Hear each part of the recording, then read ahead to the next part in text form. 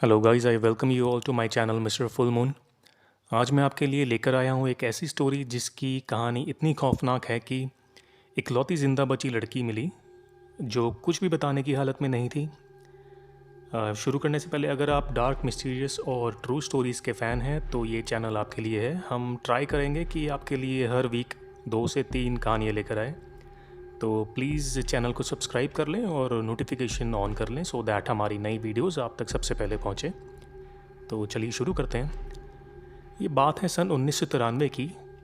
तब एक 41 साल की हाइकिंग इंस्ट्रक्टर थी जिसका नाम लुडमिला था, जो कि अपने साथियों के निशाने पर आ गई थी। उसका काफ़ी क्रिटिसिज्म हो रहा था क्योंकि वो अपने स्टूडेंट्स को बिल्कुल एक्सट्रीम लेवल पर ले जाती थी, जिससे हाइकिंग के दौरान उनकी जान को भी खतरा बन जाता था। लेकिन उसके स्टूडेंट्स का इससे बिल्कुल उल्टा मानना था।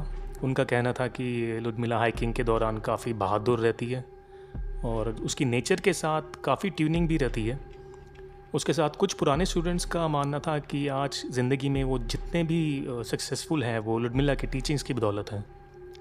तो बात है 1993 की गर्मियों की, 1993 की, जब लुडमिला को एक हाइकिंग ग्रुप को लीड करना था हमार डाबन रिज की तरफ, जो कि ईस्ट साइबेरिया में है और दुनिया की सबसे ओल्डेस्ट माउंटेन रेंजेस में वो आता है। उसके साथ इस ट्रिप पर 6 स्टूडेंट्स हैं जिनकी उम्र 15 से 24 साल के बीच में थी। उनमें एक 24 साल की उम्र का लड़का था जिसका नाम साशा था। वो लुडमिला का सगा बेटा तो नहीं था, लेकिन लुडमिला उसको अपने बेटे जैसा मानती थी क्योंकि बचपन से ही उसने उसको पाला था और वो भी लुडमिला को अपनी माँ समझता था। साथ साशा उन 6 स्टूडेंट्स में से सबसे ज़्यादा एक्सपीरियंस भी था और सबसे ज़्यादा फिट भी था। और वो इस ट्रिप पे उसके मतलब स्टूडेंट से ज़्यादा उसके असिस्टेंट का रोल प्ले कर रहा था। जो बाकी के 5 स्टूडेंट थे उसमें से 24 साल की टाटियाना, 19 साल का डेनिस, 16 साल की विक्टोरिया, 15 साल का टिमर और 17 साल की विक्टोरिया थी। और विक्टोरिया ही वो लड़की है जिसके बारे में मैंने आपको शुरू में बताया, और उसी का कारण हमको आज वो सब खौफनाक चीज़ें पता है जो उनके साथ उस हाइकिंग ट्रिप में हुई। तो 1 अगस्त 1993 को लुडमिला और उसके 6 students Trans Siberian railway Kazakhstan से ट्रेन पकड़ी और शाम को मोरेनो नाम के एक छोटे से शहर पहुँचे जो कि हमार डाबन पहाड़ की साउथ साइड पर पड़ता था। हमार डाबन की चढ़ाई बहुत डेंजरस तो नहीं थी क्योंकि बाकियों के मुकाबले वो काफ़ी छोटी थी। सिर्फ 2400 मीटर की उसकी एलिवेशन थी सी लेवल से। और गर्मियों में काफ़ी ग्रुप्स ट्रैकिंग के लिए वहाँ जाते थे और वेदर फोरकास्ट भी उनकी हाइकिंग के दौरान काफ़ी अच्छा मौसम दिखा रहा था कि काफ़ी प्लेजेंट रहेगा, सनी रहेगा, बारिश और तूफ़ान और स्नोफॉल की कोई संभावना नहीं थी। अगले दिन उन्होंने लेक बैकाल से शुरुआत करी, जो रशिया की सबसे गहरी और दुनिया की सबसे बड़ी मीठी पानी की झील है। उस झील से उन्हें हमार डाबन पहाड़ जाने के लिए बिल्कुल एक सपाट मैदान से निकलना था जो काफ़ी ज़्यादा पथरीला था। वहाँ सिर्फ पत्थर घास सी थी और कोई पेड़ का नामो निशान नहीं था। और ऊपर पहुँचने के बाद उन्होंने वहाँ ठहरने की जगह और आग जलाने के लिए एक लकड़ी भी मिलने वाली थी, जहाँ से वो कुछ देर रेस्ट करने के बाद वहाँ से वापस नीचे उतरते हैं। वहाँ से उनका रास्ता करीब 80 किलोमीटर का था। लुडमिला के साथ 2 और ग्रुप थे जो हाइकिंग कर रहे थे, लेकिन उनका रास्ता थोड़ा सा अलग था क्योंकि वो बहुत वास्ट एरिया है। उनसे काफ़ी दूरी पर थे। उसमें से एक जो ग्रुप था उसको उसकी सगी 16 साल की बेटी लीड कर रही थी। उनका प्लान था कि जब वो नीचे उतर रहे होंगे तो बीच में जो जंगल पड़ता है वहाँ वो एक दूसरे से मिलेंगे। अगले दिन सुबह उन्होंने ट्रैकिंग तो शुरू करी। मौसम साफ भी था, काफ़ी अच्छा था, खिला खिला था, धूप निकली हुई थी। पर अचानक दोपहर होते होते मौसम बिगड़ गया और अच्छी खासी बारिश और बर्फ़ पड़ने लगी। टेम्परेचर भी काफ़ी ज़्यादा गिर गया और कुछ दिन ऐसा ही चलता रहा। इसके कारण पूरे ग्रुप का हौसला टूट गया था। बट लुडमिला एक्सपीरियंस थी और उसने कहा ऐसा होता है, हमको हौसला बनाए रखना है, हमारी तैयारी पूरी है, हम ट्रेंड हैं, तो विक्टिम कार्ड मत खेलो और आगे बढ़ो। जैसा कि मैंने शुरुआत में बताया, वो थोड़ा पुश करती थी और उन्होंने उसकी बात मानी भी क्योंकि वो उसके स्टूडेंट्स भी उसके जैसे ही थे। उनको लुडमिला पे बहुत ज़्यादा ट्रस्ट था। 3 दिन के बाद 4 अगस्त की शाम को वो पहाड़ की चोटी से सिर्फ 30 मिनट दूरी थे। अब वो एक ऐसी ओपन जगह पे थे जहाँ उनके पास कोई प्रोटेक्शन नहीं था ना हवा, ना बारिश, ना बर्फ़ से। एक तो वो भीगे हुए थे, ऊपर से हवा इतनी तेज़। काफ़ी थका होने के बावजूद उन्होंने कोई ब्रेक नहीं लिया, क्योंकि लुडमिला उनको पुश करती थी और वो भी आखिर थे तो उसके ही स्टूडेंट्स। लेकिन वो तब हैरान हो गए जब लुडमिला अचानक रुकी और बोली कि हमको एक ब्रेक लेना चाहिए, और जहाँ हम अभी हैं वहीं हम अपना कैंप लगाएंगे। उसने कहा कि कुछ दिन काफ़ी मुश्किल रहे तो हम छोटी पर कल जाएंगे, मतलब समिट जो था उस पर कल पहुँचेंगे, तो आज रेस्ट कर लेते हैं। उसका ब्रेक का डिसीजन तो ठीक था, लेकिन जगह बिल्कुल ख़तरनाक थी, क्योंकि बिल्कुल ओपन में था, कोई प्रोटेक्शन नहीं था, ना चट्टान की ना पेड़ की, तो बिल्कुल ओपन एरिया में थे वो। तो ठीक है, उन्होंने उसकी बात मानी। तो सिर्फ जो क्वेश्चन उठता है यहाँ पे कि सिर्फ 30 मिनट दूर होने के बाद भी उसने समिट पे जाने का फ़ैसला क्यों नहीं किया, क्योंकि वहाँ पे उनको शेल्टर भी मिलता, वहाँ पे एक पक्का मकान टाइप का बना रखा था ट्रैकर्स के लिए, जहाँ पे वो थोड़ी देर रेस्ट कर सकते थे, जो सेफ़ था उनके लिए। बट उसके बावजूद उसने डिसीजन लिया कि वहीं रहेंगे, जो सबसे बड़ी गलती थी। आपको आगे पता लगेगा मैं ऐसा क्यों बोल रहा हूँ। और वहाँ से थोड़ा सा नीचे जंगल था जहाँ वो जाके बच सकते थे, लेकिन जो भी हो उसने वहीं ना जाने का फ़ैसला किया। उन्होंने अपने वहाँ 2 टेंट लगाए और अपने छोटे से केरोसिन स्टोव था उनके पास, उस पे उन्होंने अपना खाना बनाया और खाना खाकर सोने चले गए। रात 2 बजे टेंट को थामने के लिए जो हुक्स लगते हैं जो ज़मीन में, वो वाली रस्सियाँ उखड़ गई, क्योंकि हवा बहुत तेज़ चल रही थी। जैसे मैंने बताया कि किसी चीज़ का प्रोटेक्शन नहीं था वहाँ पे, हवा से, ना बारिश से, ना बर्फ़ से। तो उन्होंने बाहर निकल कर उन्होंने दोबारा बांधा उसको। लेकिन सुबह 4 बजे हवा इतनी तेज़ हो गई कि टेंट की एक साइड उठ गई, और तेज़ बारिश का पानी जो था वो उनके स्लीपिंग बैग्स को सबको भिगा दिया। उन्होंने सब दोबारा ठीक कर लिया, लेकिन अब वो गीले स्लीपिंग बैग्स में सो रहे थे तूफ़ान के बीच में। अब इतनी ऊंचाई पे और बर्फ़ भी और बारिश भी हो रही है, हवा भी चल रही है, तो टेम्परेचर और डाउन लगता है, जो रियल फील आता है जो। और अगले दिन सुबह लुडमिटा उठी और उसने देखा कि टेम्परेचर दोबारा बहुत ज़्यादा गिर गया है, और सारी चीज़ें जिस पे भी बारिश पड़ी थी, जो पानी था वो गीले थे, वो जम चुकी थी, तो जिससे हाइपोथर्मिया का खतरा बहुत ज़्यादा बढ़ गया था। तो उसने अफरा तफरी में सबको जगाया और कहा कि हमको नीचे जंगल में जाना पड़ेगा और आग जलानी पड़ेगी अपनी जान बचाने के लिए। सब ने जल्दी से अपना सामान बांधा और एक लाइन में, मतलब नीचे उतरने लगे एक के पीछे एक। अब उसने अपनी बेटी से जो जंगल में मिलने का प्लान बनाया था, वो अब वहाँ जा रहे थे। अब लेकिन सबसे चौंकाने वाली बात ये है कि लुडमिला की बेटी ने बाद में बताया कि वो तो तय समय और तय टाइम पे वहाँ पहुँच गई थी जंगल में, जहाँ पे उसने अपनी माँ से वादा करा था कि हम यहाँ पे रॉन्डेवू पॉइंट पे मिलेंगे। लेकिन लुडमिला वहाँ पे नहीं आई अपने ग्रुप के साथ। तो ठीक 4 दिन बाद 9 अगस्त को यूक्रेनियन कायाकर्स का एक ग्रुप नदी के रास्ते सदर्न साइबेरिया के हमारडाबन, जहाँ जिस पहाड़ पे वो गए थे, उसके नीचे एक नदी थी, तो उस रास्ते वो अपनी कायाकिंग करके नदी में नाव चला के अपना एंजॉय करते हुए जा रहे थे। तभी उनके ग्रुप लीडर ने अचानक से देखा कि उसके लेफ्ट साइड में एक लड़की खड़ी है नदी के किनारे और उनकी तरफ देख रही है, और वो खून से सनी हुई है पूरी की। ये वही लड़की है वैलेंटीना, जिसके बारे में मैंने आपको बताया शुरुआत में। पहले तो वो इतना डर गया कि उसने सोचा कि भाग ही लेता हूँ, यहाँ से निकल लेता हूँ, ज़्यादा बढ़िया रहेगा। डर गया था बेचारा। तो लेकिन उसने फिर सोचा कि लड़की काफ़ी छोटी उम्र की लग रही है, तो इसकी मदद करनी चाहिए, क्या पता किसी भारी मुश्किल में पड़ी हो ये। तो अब होता क्या है कि वो उसके पास जाते हैं, उससे बात करते हैं कि क्या हुआ, लेकिन वो कुछ जवाब नहीं दे रही होती। वो काफ़ी पूछताछ करते हैं, वो कुछ नहीं बोलती। तो उनके पास कुछ कंबल वगैरह होती है, तो उसको उड़ाते हैं। तो सब डिसाइड करते हैं इसकी मदद करते हैं, इसको शहर लेके चलते हैं। तो वो शहर उसको अपने साथ ले आते हैं और अथॉरिटीज़ को इन्फॉर्म कर देते हैं कि जी ऐसे ऐसे हमको ये लड़की वहाँ मिली है, अकेली खड़ी हुई और खून से सनी हुई थी पूरी। तो अथॉरिटीज़ को उसने अपना नाम बताया और कहा कि वो लुडमिला के ग्रुप का पार्ट थी और ऐसे ऐसे हम ऊपर ट्रैकिंग करने गए थे। उसने बताया कि वो रात को वहाँ पे रुके, कैंप किया उन्होंने ओपन एरिया में, जहाँ उनका सारा सामान भीग गया था तूफ़ान से।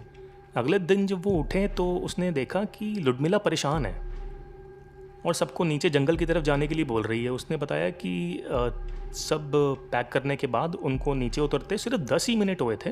जब वो लाइन से, मैंने आपको पहले बताया था कि वो नीचे उतर रहे थे, तो 10 ही मिनट हुए होंगे, तभी साशा, जो लुडमिला का मुंह बोला बेटा था जिसके बारे में आपने सुना था, वो गिर गया अचानक। उन्होंने उसे उठाया, लेकिन दोबारा कुछ कदम चला, वो दोबारा गिर गया। जब दोबारा सब लोग उसके पास पहुँचे तो उन्होंने देखा कि उसके नाक से, आँख से, मुंह से, कानों से, सब जगह से खून निकल रहा है और देखते ही देखते वो मर गया वहीं पे। लुडमिला भागी भागी आई और चीख कर बोली कि उसकी नब्ज देखी, चेक करने लगी उसकी वाइटल साइंस, तो उसने देखा ये तो मर गया है। तो चीखा उसने कि मर गया ये तो सब हैरान हो गए कि सबसे फिट और एक्सपीरियंस बंदा चलते चलते मर गया, कोई सिम्टम्स नहीं, कुछ नहीं, किसी को कुछ समझ में नहीं आ रहा था। लुडमिला बोली कि वो साशा को छोड़कर नहीं जाएगी, लेकिन वैलेंटीना ने उसको कहा कि ग्रुप को उसकी ज़रूरत है, सब छोटे हैं तो साथ तो चलना पड़ेगा, क्योंकि सब छोटे भी थे, सबकी उम्र बहुत कम थी और इनएक्सपीरियंस भी थे साथ में। लुडमिला ने बात मानी नहीं और सबको बोला कि जल्दी से नीचे जंगल की ओर जाओ और आग जलाओ। तो सब, उसने इतना बोलना था तो सब ने सोचा कि बोल रही है तो किसी वजह से ही बोल रही, तो वो सब जाने लगे। मतलब वो कुछ ही कदम चले होंगे, ऐसा वैलेंटीना ने अथॉरिटीज़ को बताया कि वो कुछ कदम चले थे और कुछ कदम चलते ही उन्होंने लुडमिला की चीखने की आवाज़ सुनी और बोला कि मैं हिल नहीं पा रही हूँ। तो वो लुडमिला के पास वापस गए तो उन्होंने देखा कि उसके भी कान, नाक, आँख, मुंह से खून बह रहा है और ऐसे हाँफ रही थी जैसे उसके अंदर कुछ चल रहा हो। बस कुछ ही देर बाद वो भी, उसने गोद में साशा का सर तो रखा ही था और उसने बोला कि मैं हिल नहीं पा रही, तो वैसे ही वो साशा के ऊपर औंधे मुँह गिर पड़ी और वहीं उसकी भी मौत हो गई। ये बहुत स्ट्रेंज बात है कि ऐसा नहीं होता, एक के साथ हो जाए तो समझ आता है, मतलब दो लोगों के साथ आगे थोड़ा सा और भी विचित्र हो जाता है। तो वैलेंटीना हैरान और परेशान, जैसे ही उसने मुंडी इधर अपनी घुमाई तो देखा कि कोई दिखाई नहीं पड़ रहा। तब उसने देखा कि दो लोग ज़मीन पर पड़े हैं और उनके भी वैसे ही खून निकल रहा है, आँख, कान, नाक, मुंह से। उसने अपने हाथ को उठाया और अपनी नाक, मुंह और कान पे देखा, कहीं उसके तो नहीं निकल रहा, लेकिन उसके ऐसा कुछ नहीं हो रहा था। तभी उसने देखा कि 16 साल की विक्टोरिया और 24 साल की टाटियाना सडनली गिर गई साशा की तरह, लेकिन वो गिरने के बाद ज़मीन पर लोटने लगी थी और कपड़े फाड़ने लगी, जैसे उनके शरीर में आग लग गई हो। जैसे आग लगने पे बंदा अपने आप को रोल करता है ज़मीन पे, तो वैसे वो कर रही थी। उन्होंने अपने गले को पकड़ा हुआ था और मुंह से उनकी झाग निकल रही थी। वैलेंटीना ने मदद करने के लिए कोशिश की, लेकिन 16 साल की जो विक्टोरिया थी उसने उसके हाथ पर काट लिया। फिर विक्टोरिया ने अपने आप को समेट कर जैसे एक इकट्ठा कर लेता बॉल बना, जैसे पेट दर्द होने पे बॉल बन जाते हैं, तो ऐसे अपने आप को बॉल की तरह बना लिया और बस वहीं पे वो स्टिल हो गई, उसकी भी डेथ हो गई वहीं पे। तभी उसने देखा कि टाटियाना अपना सर ज़ोर ज़ोर से पत्थर पर पटक रही है और कुछ देर के बाद उसकी भी मौत हो गई। ये काफ़ी स्ट्रेंज था, ये अचानक बिना किसी सिम्टम के सभी को ऐसा होने लग गया और एक के बाद एक सभी मरने लगे और वो सिर्फ 3 लोग बचे थे। वैलेंटीना खुद बची थी, 15 साल का टिमर और 19 साल का डेनिस। तभी उसने देखा कि जो डेनिस है पत्थर के पीछे छुप रहा है और वो थोड़ा ठीक लग रहा था, उसको ऐसा नहीं लगा कि उसको कोई सिम्टम आ रहे हैं अभी। और टिमर जो था उसको शुरू हो चुका था, वो ज़मीन पर पड़ा है और शायद मर चुका है क्योंकि काफ़ी प्रोफिशली ब्लीड हो रहा था और काफ़ी खून बह चुका था और वो बिल्कुल जैसे लाइफलेस पड़ा होता ज़मीन पे वैसा था। तभी डेनिस की भी आँख, नाक, मुंह से खून निकलने लगा, बट वो बात कर रहा था वैलेंटीना से और बोला कि अपना सिर्फ ज़रूरी सामान इकट्ठा करो ऊपर से, जहाँ बैग बुक पड़ा है, और स्लीपिंग बैग लो और नीचे जंगल की तरफ भागो, मैं तुम्हें वहीं मिलूँगा। वैलेंटीना ने जैसे ही अपना सामान समेटा और पीछे देखकर पाया कि डेनिस भी औंधा पड़ा है और काफ़ी हैवीली ब्लीड हो रही है, उसको ब्लीडिंग हो रही है। वो समझ गई कि वो भी मर गया है। वो जंगल पहुंचकर एक बड़ी चट्टान के नीचे अपना स्लीपिंग बैग में घुस जाती है और बार बार उसको बेहोशी आ रही होती है क्योंकि थकावट बहुत होती है और इतना सब कुछ देख चुकी होती है वो। तो वो कभी जागती है, अचानक बेहोश हो जाती है, फिर जागती है, अचानक बेहोश हो जाती है। पूरी रात ऐसे निकल जाती है। पेड़ गिरने की आवाज़ आ रही होती है क्योंकि तूफ़ान चल रहा होता है। तो उसको ये लगता है कि या तो मैं अपने दोस्तों के साथ तो मरी नहीं, तो मैं शायद किसी पेड़ गिरने से ही मर जाऊँगी। अगली सुबह वैलेंटीना वापस ऊपर जाती है क्योंकि उसको होता है कि मेरे साथ के लोग हैं, वो उसको उम्मीद होती है कि शायद कुछ चमत्कार और कोई बचा हो, लेकिन उसके खिलाफ सभी मर चुके होते सब। तो ऊपर जाती है और एक एक करके अपने सभी साथियों की खुली आंखें जो होती है उनको बंद करती है और गुड बाय कहती है। अगले 4 दिन तक वो उसी जंगल में भटकती रहती है, इस उम्मीद में कि कोई उसे बचा लेगा या कोई जंगली जानवर उसे मार देगा। ये भी प्रे कर रही होती है वो। लेकिन 5वें दिन उसको कुछ आवाज़ सुनाई देती है और वो उसी तरफ जाती है। ये आवाज़ उन्हीं यूक्रेनियन कायाकर्स की थी जिन्होंने उसको रेस्क्यू किया था नदी के किनारे से। वहाँ अथॉरिटीज़ ने वैलेंटीना की आपबीती सुनने के बाद बाकी हाइकर्स की बॉडी को रिकवर करने का एक मिशन चलाया था। उसमें उनको पूरा 1 महीना लग गया उनके ढूंढने में।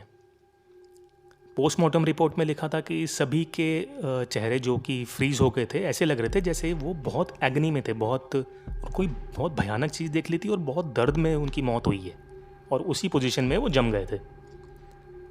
और सभी के काफ़ी कपड़े और जूते मिसिंग थे। ये बड़ी स्ट्रेंज बात थी। और सबसे भयानक बात ये थी कि सभी की आई बॉल्स गायब थी, सबकी आंखों की पुतलियाँ गायब थी, किसी की भी आंखें नहीं थी। लेकिन वैलेंटीना का कहना है जब उसने आंखें बंद करी थी तो सभी की आंखें थी, खून ज़रूर निकल रहा था लेकिन आंखें थी। लेकिन जब उनकी सबकी बॉडीज़ को ढूंढा गया तो किसी की आंखें नहीं मिली। पोस्टमार्टम रिपोर्ट के हिसाब से उनकी मौत ठंड की वजह से हुई थी, हाइपोथर्मिया की वजह से। लेकिन एक चीज़ थी कि सब मैल न्यूट्रिशियस थे, कि उनको शरीर में खाने की कमी थी, कुपोषित थे। लेकिन वैलेंटीना ने बताया था कि उन्होंने रास्तों में केरोसिन का स्टोव भी चलाया था, खाना भी खाया था और प्रॉपर उन्होंने मेल्स लिए थे अपने, तो ऐसा नहीं होना चाहिए। और एक और चीज़ पाई गई थी, सबके लंग्स में ना चोट के निशान थे, जैसे किसी ने खरोच दिया हो अंदर से। उसका भी किसी को कुछ पता नहीं लगा कि ये हुआ कैसे, कोई जवाब ही नहीं मिला।